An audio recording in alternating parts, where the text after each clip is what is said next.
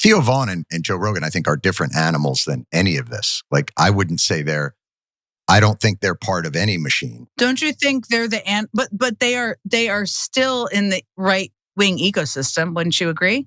No. No. We're all in agreement then. On the most recent episode of Jon Stewart's podcast, The Weekly Show, he and MSNBC host Jen Psaki had an interesting back and forth, some of which you just saw there. They were debating whether or not podcasters like Joe Rogan and Theo Vaughn are part of the, quote, Trump enterprise, as Psaki called it. We're going to show you more of that conversation, but then we're gonna have a discussion of our own. First, let's start with Stewart's critiques of mainstream liberal media outlets like MSNBC. On the Republican side, the synchronicity between the think tanks and the politicians and the billionaire donors, right? And the media arm, they work together. It is the circle of life. It is the Lion King. And MSNBC, I am unburdened by not having, I can share whatever I think. I have obviously worked in Democratic politics for 20 years. I don't hide anything about that. It is not a mouthpiece of the Democratic Party. I don't want it to be a mouthpiece of the Democratic Party, but I do think it can stand for something more coherent and be more effective in its execution of that by doing so. And what do you think that should be? That it should be muckraking in the best sense of the word. But effective muckraking needs organization and a leader. Look, they're kicking progressive ass right now. And if progressives don't organize their media, their think tanks and all that, it's going to continue to happen. Now, Psaki responded by getting into the familiar argument that right-wing media is more cohesive than left-wing media, but Stewart took issue with the examples that she used. Take a look. Broadly speaking, I'm not going to say Democrats, I'm going to say people on the left do not do that the right does very well is support within the system each other. I'm serious. And what I mean by this is this, right? Yeah. Theo Vaughn appears on Joe Rogan's show, right? He promotes what Joe Rogan's doing. But they all promote all of the things each other are doing and what the elected officials, I guess, are doing too. And the left is a little bit more kind of discombobulated in terms of supporting the different entities on the left. There is not a left ecosystem that matches the right ecosystem. But Ailes didn't do that either. It was the principle, the ideological principles, not the party. He and Murdoch the same way. They're promoting an ideological worldview, right? That they believe is correct. And Theo Vaughn and Joe Rogan, I think, are different animals than any of this. Like, I wouldn't say I don't think they're part of any machine. Don't you think they're but they are still in the right wing ecosystem? Wouldn't you agree? No. And they kept going for a while. Let's watch some more of their argument.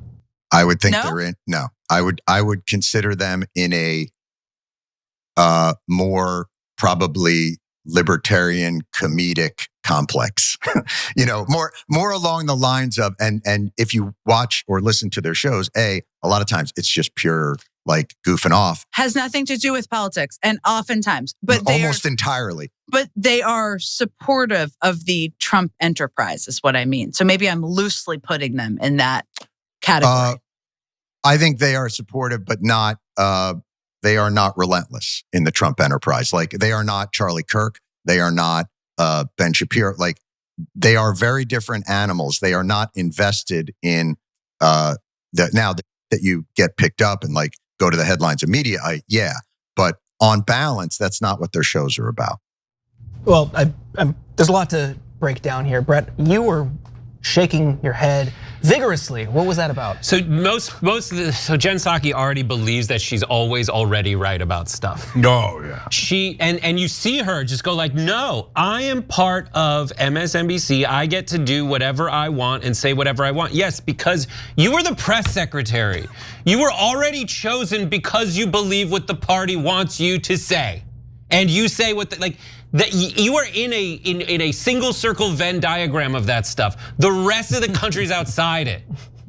And what none of them understand is how a comedian's mind works. A comedian will tell the joke. right? Like Joe Rogan has on Sam Morril, Bill Burr, Gaffigan. He'll have those people on. What Jon Stewart's wrong about is that, like, if you listen to Rogan, he will randomly bring up vaccines out of nowhere. Like, you'll be trying to talk about literally anything else. He's like, back to this vaccine thing. And it's like, all right, stop. But Joe Rogan is more of an indicator than an influencer. Maybe lately he's kind of been pulled into it, but Theo Von's not that. Theo Von is definitely not that. Theo Von has very recently said very pro-trans stuff. Like we played it on some show I was on. Like, but Theo Von is exactly what Jon Stewart's saying. He's like a nonsense talker, and he'll just do it. And he isn't. And you need to look to comedians now more than ever. Real comedians, good comedians, not hack comedians. Like the good comedians who you could drop in any time period, any place, and they would come up with bits that work. Right now, there's just like a similar like happenstance success arc for like the debaggy, I'm gonna say something mean instead of something funny, and because like the entire right-wing audience is just frat boys quoting like Top Gun, and they quote things and they think that's them telling jokes. Like that just is happening right now, but that's not comedy. And Jon Stewart knows that. That's why you see Jon Stewart talk about like Dave Chappelle and any comedian who loves comedy will just gravitate toward the funny joke right now. Like Joe Rogan is also a kind of a dum-dum, and that's why I call him an indicator. He just tells you what right-wing arguments work. He's not actively seeking them out. They just vibe with him and he repeats them. All the shows have it. Like Patrick Bet-David has this guy Vinny on it who's an indicator. So Patrick Bet-David's the smart one. Vinny is the dum-dum. And if Vinny says something back, Patrick knows my audience that my audience would say that too. So I'm gonna lean into that if it's convenient for me right now, because I'm the smart one and these are the indicators. I'm the influencer, they're the indicators. This is a very important thing about media right now that everybody needs to know, the difference between an influencer and an indicator. There's a lot more and I don't want to bogart the rest of it, but that's it. Okay, I'm gonna agree with everything Brett said except Vinny. I kind of like Vinny. I like Vinny too. In a video, I did a video about Bill Burr right now on Rebel HQ, everybody should watch it. I say, despite this guy, I can't believe he's able to, his brain can tell his lungs to breathe, he's that dumb. I still like the guy. I still like tons of morons. I'm not better than them. They're so stupid, but I'm not better than them. Yeah, I'm not convinced. Okay, so anyways, so look, let me double down on the things I agree on. So number one, no MSNBC let me say whatever I want. You were literally the mouthpiece for Joe Biden. They hired you because you were the mouthpiece for Joe Biden, not despite the fact that you were the mouthpiece. So you are the epicenter of MSNBC groupthink. And it's amazing she doesn't know that. And she's like, oh, MSNBC, they won't just say whatever Democrats want. Literally not true. They will say whatever Democrats. Okay, Jen Psaki, I challenge you. Find 3 things for me that MSNBC host said that were counter to Democratic leadership, and I'll give you a decade. Okay, by the way, you'll find them all from Chris Hayes, so look there. Okay, he did it about 3 times in the last 10 years, and no other host did. So it's all like Joe Biden is young and dynamic. Joe Biden's the greatest thing ever. Joe Biden. Kamala Harris is the greatest thing ever. Ran a perfect campaign. I mean, what kind of moron say she ran a flawless campaign after she lost every swing state and the popular vote, right? The people who work at MSNBC who do propaganda. And that's why Jen Psaki's frustrated. She's like, the right wing supports each other. We don't support each other. Wait. There's 2 things about that. Number one, that support goes in 2 different directions. When's the last time the Democratic Party supported anyone that wasn't in mainstream media? Like they don't even like mainstream media. They're like mainstream media. Joe Biden and Kamala Harris's team. The reason they didn't do as many interviews is because they had a grudge with even mainstream media. They're like, they only did 98% propaganda for us. We expect 200% propaganda, right? Well, then you're never going to be happy. Because the minute anyone disagrees with you and says, hey, you know what? It would have been nice to do paid family leave, wouldn't it? Traitor! You're with the Republicans. You're a Trump lover. You're gonna vote for, you're gonna drive everybody to Trump, aren't you? We hate you. They say that to not just Young Turks guys. They say it to all the shows we're in fights with. They should say it to far left. They say it to middle left. They say it to soft left. They say it to everyone. Everyone who disagrees with the one single thing. They're like, you're banished. You're never allowed here. Shut up, etc. They're so oppressive. And she was the thuggish arm of that oppression. And now she's like, can you believe the media didn't support us? I can't believe our left-wing media does. You hate your base. You despise them. Yeah. So then why didn't they support you? You need to support us more. It reeks of entitlement. Yeah. So, and one more thing. On the right-wing, left-wing thing, right? Get it out of your head. I get it, it's part of the political spectrum.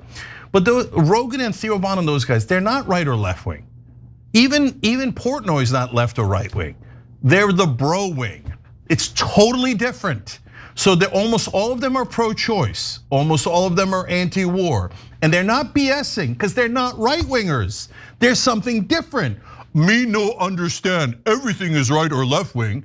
If Rogan says one nice thing about Trump, he's a Nazi and we hate him forever. But he endorsed Bernie Sanders before. But to Jen Psaki, Bernie Sanders, Donald Trump, what's the difference? You didn't follow orders. Yeah, what you're watching is Democrats try to make sense of this moment that we're in with YouTube and influencers having such a big and outsized role in this past election. And I've worked in this space for nearly a decade now, and with colleagues across the progressive and liberal spectrum have talked about the need for a cohesive ecosystem.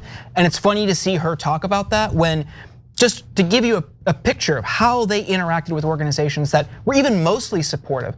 A anti-war liberal group went to meet with Joe Biden while he was still in the race to endorse him. And a representative from Biden came to the meeting to accept the endorsement, but also had printed out every single tweet that the executive director of that organization had made that was critical of Biden.